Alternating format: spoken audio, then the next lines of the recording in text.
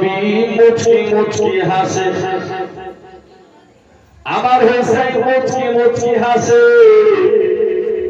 কিছুক্ষণ পরে নবী মুস্তাফার চোখের পানিগুলো টপ টপ করে পড়তে লাগে।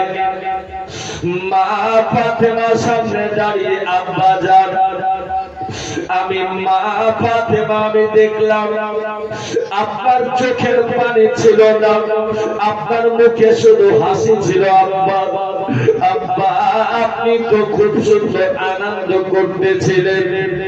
আব্বা জান হঠাৎ করে আপনার চোখে পানি কেন আসলো? আব্বা আব্বা আপনি তো আমার লালকে নিয়ে খেলছিলেন আব্বা, হঠাৎ করে আপনার চোখে পানি কেন? নবী মুস্তাফার চোখগুলো বন্ধ করে দেয়, আকাশের পানির মতো আমার নবী মুস্তাফার চোখের পানিগুলো পড়তে লাগে।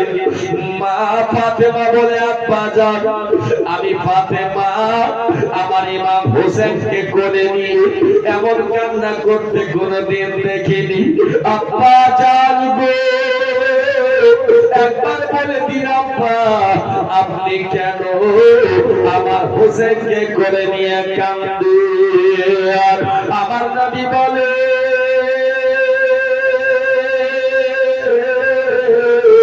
ফাতেমা আমাকে আর প্রশ্ন করিও না, আমি নবী তোমার প্রশ্নের উত্তর দেব না।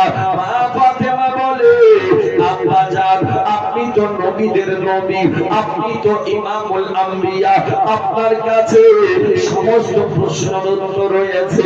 আমি একজন মা, আমার কলিজা ফেটে যায়, আমার আর সহ্য হয় না।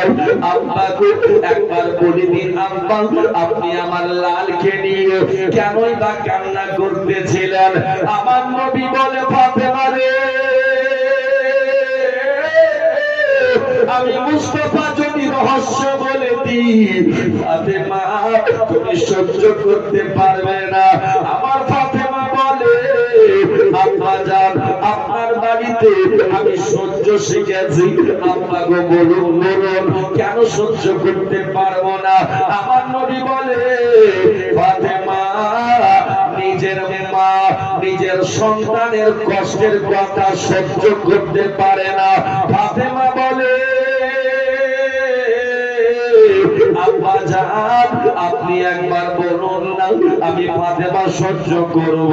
আমার নবী বলে ফাতেমা রে আমি তবে বলি তুমি শোনো।